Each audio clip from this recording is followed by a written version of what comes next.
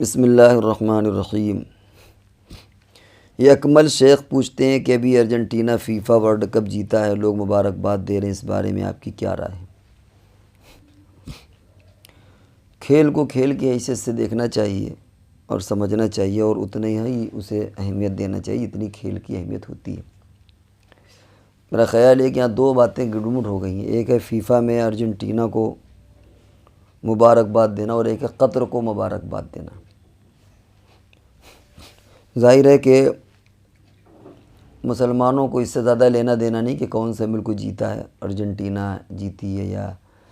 France جیتا، زیادہ مسلمانوں کی اس سے دلچسپی نہیں ہے، اور میرا خیال ہے کہ اس تعلق سے لوگ مبارکباد نہیں دے رہے، ان کو اس سے کیا لینا دینا۔ لوگ جو مبارکباد دے رہے ہیں وہ قطر کو مبارکباد دے رہے ہیں جو اس نے اس طرح میزبانی کی اور مینیج کیا، ٹیکل کیا۔ اب رہا یہ مسئلہ ہے کہ اگر قطر کو کوئی مبارکباد دے تو اس کا مبارکباد دینا کیسا ہے، اس تعلق سے ہمیں زیادہ نہیں کہنا، کیونکہ بات وہی ہے کہ کھیل کو کھیل کی نظر سے دیکھنا چاہیے اور کھیل کی حیثیت اتنی نہیں بڑھانا چاہیے جو شرعی نقطہ نظر سے مناسب نہ ہو۔ لیکن کبھی کبھی ایسا ہوتا ہے کہ اس کے ذریعے سے کچھ دوسرے مقاصد بھی حاصل کیے جاتے ہیں اور ان کو اپریشیٹ کیا جانا چاہیے۔ اس وقت جو قطر نے کیا ہے وہ کچھ اسی قبیل سے کیا ہے۔ مثال کے طور پر اس نے الکوہل کو بین کیا، اور جو بھی 8-9 مہینے پہلے آپسی معاہدہ ہوا تھا کہ ہم الکوہل لوگ وہاں لے جائیں گے، اس پر قطر نے دستخط کر دیے تھے، لیکن جب سارے ٹکٹ بک ہو گئے تو بک ہونے کے بعد اس نے اس شرط کی خلاف ورزی کی کہ ہم اس معاہدے کو نہیں مانتے، اور اس کے لیے بہت بھاری جرمانہ قطر کو دینا پڑا، اور قطر نے وہ جرمانہ دیا۔ جب سارے لوگوں کے ٹکٹ بک ہو گئے، پوری فیلڈ سج گئی، اور یہ ممکن نہیں تھا فیفا کے لیے کہ کسی دوسرے ملک میں اس کھیل کو ٹرانسفر کیا جا سکے، تو انہوں نے قید لگائی، شرط لگائی کہ بھائی ہم الکوہل کی اجازت نہیں دیں گے، چاہے ہمیں اس کے بدلے کوئی بہت بھاری جرمانہ ادا کیا جائے۔ بہرحال یہ قدم اپریشیٹ کیا جانا چاہیے۔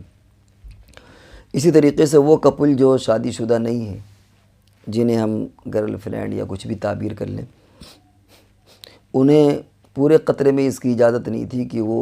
ایک جگہ رات یا دن گزاریں، بلکہ ان کو یہ تھا کہ کسی بھی ہوٹل میں رہیں گے تو 2 روم الگ الگ ان کو لینا پڑیں گے۔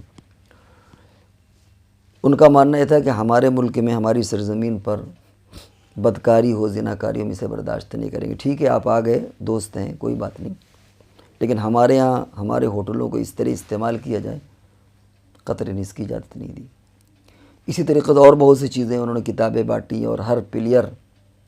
اور ان کے جو کوچ اور جو ان کے بیٹ کے بغل میں ایک وہ بار کوڈ ٹائپ کا انہوں نے لگایا، جس میں ٹچ کرتے ہی زبان آ جاتی تھی کہ آپ کس زبان کو جاننے والے ہیں۔ پھر اس کے بعد جب وہ زبان پر آدمی آگے آتا تو اسی زبان کا لٹریچر، اسلامی لٹریچر وہاں پر موجود پاتا تھا بھرپور انداز میں۔ تو کہیں نہ کہیں انہوں نے اپنی تہذیب پیش کرنے کی کوشش کی، اور جو اسلامو فوبیا پوری دنیا کے اندر ایک بڑھ رہا تھا، اس کو کم کرنے کی قطر نے بہت بڑی کوشش کی اور کامیاب ہوئے۔ لوگوں نے دیکھا کہ اسلام کیا ہے، اسلام کی تعلیمات کیا ہیں اور کس طرح، بلکہ بعض لوگوں نے تو یہاں تک بتایا کہ کچھ حضرات جو ویسٹرن ممالک کے تھے، انہوں نے جب یہاں ٹوائلٹ کا، باتھ روم کا نظام دیکھا کہ کس طرح یہاں پانی استعمال کیا جاتا ہے اور کموڈ کے علاوہ وہ شیٹ کا استعمال ہوتا ہے، تو اس نے قسم کھائی کہ اب میں اپنے یہاں جا کر کے یہی طریقہ اختیار کروں گا، کیونکہ جو دل میں تسلی پانی کے استعمال سے ہوتی ہے، اور بغیر کسی عذر کے، بھائی عذر ہے تو کموڈ استعمال کرے، لیکن اگر عذر نہ ہو تو جو شیٹ میں مزہ ہے انسان کو اپنی ضرورت پوری کرنے کے لیے، وہ کموڈ میں وہ بات نہیں ہے۔ تو اس طرح قطر نے ایک بہت بڑا کام کیا ہے۔ بہت ممکن ہے کہ اس نے اپنی بہت سی رقم اس میں خرچ کی ہو بجائے کمائی کے، لیکن یہ بات بہرحال تسلیم کرنا پڑے گی کہ اس نے کہیں نہ کہیں اسلام کے پیغام کو انہوں نے عام کرنے کی کوشش کی ہے، دعوت کو عام کرنے کی کوشش کی ہے۔ اس نقطۂ نظر سے اگر قطر کو مبارکباد دے دی جائے تو ہم سمجھتے ہیں کہ شرعاً بھی کوئی مضائقہ